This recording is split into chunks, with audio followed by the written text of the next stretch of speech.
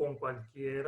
otro proveedor de bienes y servicios, nos colocan, estas son las condiciones del contrato y usualmente no solemos leer, sino le damos simplemente a aceptar sin tener conciencia de lo que estamos aceptando en ese momento. Por lo tanto, tenemos que observar que al hacer eso pueden producirse entonces ciertos problemas que sin darnos cuenta afecte nuestro consentimiento o la manera en que expresamos nuestro consentimiento, lo cual es importante, como les mencioné, para que sea libre de cualquier tipo de vicio. Igualmente se puede o se tiene que tomar una serie de precauciones o medidas de protección en cuanto a que el usuario que está utilizando, que está celebrando esa contratación efectivamente es que se está adquiriendo el bien o el servicio que realmente se desea y no otro tipo de bien y servicios no deseados, que las contraseñas o existan contraseñas entre el oferente y el oferido para que haya certeza en cuanto a lo que se va a recibir, lo que se va a obtener y lo que se está contratando efectivamente. Para tratar de determinar entonces en qué momento efectivamente se perfecciona el contrato, surgieron o se han dado varias teorías. Entre una está la teoría de la declaración de emisión, que dice que el contrato se va a perfeccionar simplemente con esa declaración de la voluntad, con simplemente expresarla. Frente a esta teoría que se criticó muchísimo, surge entonces posteriormente la teoría de la expedición o de la remisión, que dice que no solamente que yo exprese la voluntad, sino que la remita. Y cuando la remito, entonces es que se perfecciona el contrato que esté celebrando. Esta posición es una que suele estar regulada en otras legislaciones como la española, aunque posteriormente se una normativa comunitaria que cambió esa posición. Luego surge la teoría de la cognición del conocimiento, que cambia totalmente la posición de la declaración de voluntad al conocimiento del oferente, que efectivamente la contraparte decide celebrar el contrato y entonces en ese momento es que se perfecciona. Y por último, que es la teoría, que es la tendencia mundial hoy en día, que se considera la más acertada, la más correcta, que es la teoría de la recepción. Es decir, cuando efectivamente se recibe el mensaje, independientemente de que el oferente tenga conocimiento o no, se debe considerar perfeccionado el contrato. Llama la atención que en el caso de Venezuela, ya el Código de Comercio, que su última reforma fue de los años 50 y después fue reiterado en la Ley de Mensajes de Datos y Firmas Electrónicas, ya establecía la teoría de la recepción para este tipo de negociaciones de los contratos a distancia. Entonces, en ese sentido, Venezuela tiene un punto a favor o una ventaja. Además, lo que le hacía referencia en relación a los distintos tipos de contratos, hay unos tipos de contratos muy particulares que son los contratos con la administración pública, que tienen todavía unas condiciones más especiales en relación con nosotros. ¿Por qué? Porque requiere una serie de elementos distintos a lo que se va a aplicar en la teoría general del contrato. Usualmente los contratos de la administración pública, ellos van a gozar de, la administración pública goza de unas prerrogativas, unos privilegios que le va a dar una ventaja frente a su contraparte. Y además va a establecer una serie de requisitos o de condiciones que se tienen que cumplir para que se considere perfeccionada la manifestación de voluntad de contratar de la administración pública. De esta manera nos conseguimos en un primer lugar los que se suelen llamar contratos menores, que no requieren licitación y se perfeccionan simplemente con su adjudicación. Esos suelen ser aquellos que por su monto, de la cuantía de la contratación, no hace falta llevarlos a un proceso de licitatorio. Luego estarían los contratos basados en acuerdos macro, que ese acuerdo macro ya pasó por un proceso licitatorio, ya fue aprobado y ya se adjudicó al contratista, y para la ejecución o subsecuente ejecución de ese contrato macro hace falta realizar otra serie de contratos que usualmente se coloca que no requieren pasar nuevamente a licitación, ya que con la aprobación del contrato macro es suficiente para considerar válidos los contratos subsiguientes. No siempre es así. Todo ello va a depender de las condiciones que establezca la administración cuando celebre esa contratación con el particular. Luego estarían los contratos de contrataciones directas, regulados también en la Ley de Contrataciones Públicas, que tampoco requieren licitaciones, que se dan usualmente en momentos de emergencia. Por ejemplo, hoy en día estamos en un estado de alarma. Entonces, como estamos en un estado de alarma, si se requiere adquirir mascarillas, equipos respiratorios, guantes y otros insumos médicos, no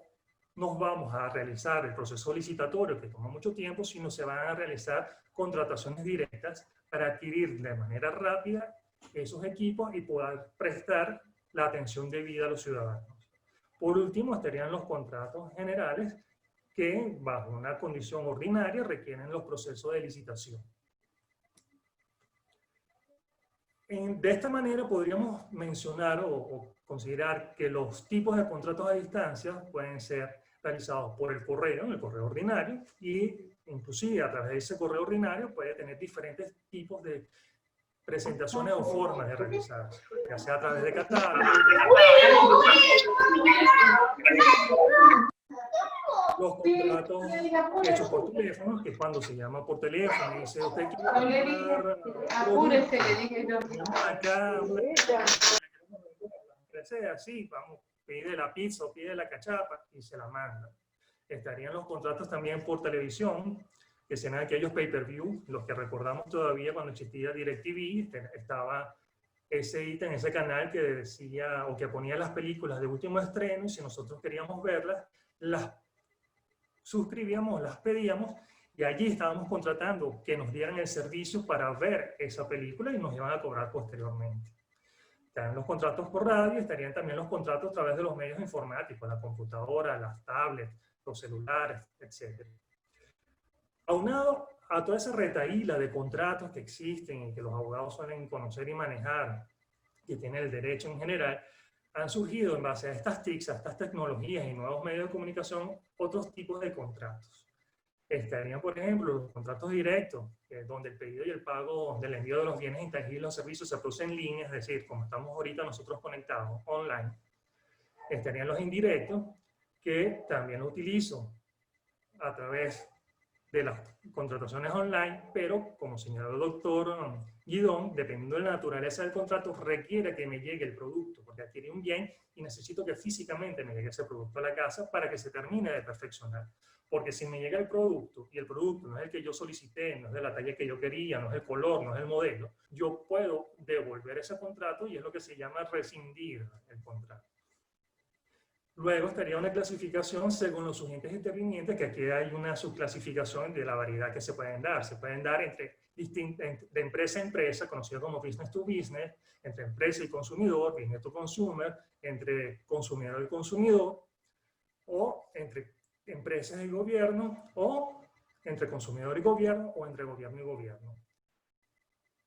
Por último, tendríamos los que se llaman los EDI o Electronic Data Exchange, que son los contratos celebrados mediante el intercambio electrónico de datos de computadora a computadora. Aquí tenemos que tener cuidado porque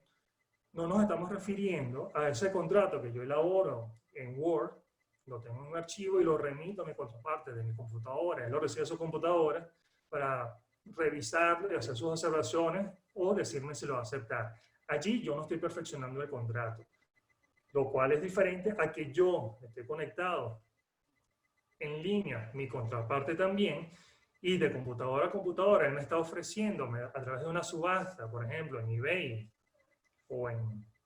Mercado Libre, me está ofreciendo un producto y yo acepto, y él me responde que observó la aceptación de esa oferta que le estaba haciendo y me va a dar el contrato del bien o me va a prestar el servicio contratado. Luego estarían los contratos totales, los cuales se considera que se realizan completamente utilizando medios electrónicos, los parciales que no utilizan completamente, o siempre, o todas sus etapas no son utilizando los medios electrónicos, los contratos online, es decir, que tenemos que estar de manera inmediata y simultánea en línea, o puede ser no inmediata y simultánea, pero todo se va a realizar en línea, y los contratos fuera de línea, donde solamente una parte se va a celebrar de manera online. Para todos estos contratos, ya sean los típicos tradicionales o estos nuevos que han surgido con el comercio electrónico y las nuevas tecnologías, se tiene o se aplican una serie de principios tomados del derecho mercantil para tratar de darle movilidad y validez a todos estos contratos. Así tenemos el contrato de la equivalencia funcional y no discriminación entre soportes, de la cual sobre la equivalencia funcional ya habló el profesor Guidón. Y la no discriminación entre soportes implica que no debo considerar o buscar colocar trabas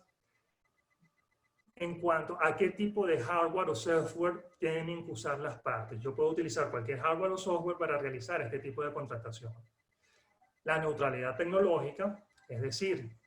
se refiere toda neutralidad tecnológica a que los ordenamientos jurídicos que se puedan aplicar, ya sean solamente los nacionales o de otros países que puedan verse involucrados simultáneamente, se tienen que interpretar de manera que propenda a que se faciliten las contrataciones comerciales. No olvidemos que el comercio, las actividades comerciales se han caracterizado siempre desde sus inicios por la movilidad, por la rapidez, y no puede ser una excepción la vía electrónica. Estaría también el principio de la buena fe, donde se debe partir de que todos los participantes, todos los contratantes que están presentes en el contrato actúan en buena lid y sin ganas de engañar o timar a su contraparte, sino que todo lo contrario. Se está solicitando un servicio o un bien que efectivamente se quiere y se va a prestar ese bien y servicio que se está ofertando, efectivamente se puede dar y se puede prestar. Por último, estaría la libertad de pacto relativo a la libertad contractual. Eso tiene que ver con algo que nosotros llamamos los abogados el principio de la autonomía de la voluntad. Yo puedo celebrar los contratos que desee de la manera que yo desee, cuando yo desee, siempre y cuando ello no contravenga y no contraríe el ordenamiento jurídico. Mientras no haya nada que prohíba esa actitud o esa condición o ese contrato o esa voluntad que yo sea expresar para celebrar ese tipo de contrato, yo lo podré realizar. En definitiva, todos estos contratos, ya sean los tradicionales, los típicos, nominados y nominados, estos contratos especiales que han surgido con las nuevas tecnologías de información, lo que nos va a permitir o nos va a ayudar a poder establecer si estamos en presencia o no de unos contratos presenciales o a distancia, para los efectos jurídicos que van a producir lo mismo, tenemos que tener en consideración varias cosas. Primero, si se está utilizando una telefonía IP, si se está realizando a través de una videoconferencia, si se está realizando a través de un chat, si es a través del correo electrónico online o offline. ¿Por qué? Porque para poder determinar si se está en un tipo de contratación presencial o a distancia utilizando estas tecnologías, al observar todos estos sistemas de hardware o software y sistemas de seguridad que se está empleando por parte de los contratantes, me va a poder permitir si existe simultaneidad e ininterrupción. Si hay simultaneidad que nos da, a pesar de la distancia física, la sensación de cercanía como la que tenemos nosotros actualmente en este foro, aunque cada quien está en su hogar, en su oficina, casa de un familiar, en distintos lugares, estamos todos reunidos como si estuviésemos físicamente en el mismo lugar. Y está en la inmediatez y la ininterrupción, porque ustedes están oyendo la exposición que estamos dando todos nosotros sin que exista pausa y van a decir, la CanTV o el prestador de servicio que tenemos nosotros de internet no nos falla. Entonces, si existen esas dos condiciones, simultaneidad e ininterrupción, ese tipo de contratación, inclusive, aunque sea a través de correo electrónico, parte de la doctrina discute y señala, ha de considerarse que estamos en contratos presenciales y por lo tanto el efecto y el perfeccionamiento de los mismos de manera inmediata, lo que cambia si se considera que son contratos a distancia donde requerirá de un paso o un procedimiento ulterior para que el contrato se perfeccione. Bueno, de esta manera termino yo mi exposición. Muchísimas gracias por su atención y los voy a dejar con la exposición de nuestra compañera Nadia Briceño, que nos hablará de un tema sumamente interesante, que es cómo afecta esta situación del COVID para el cumplimiento de las obligaciones tributarias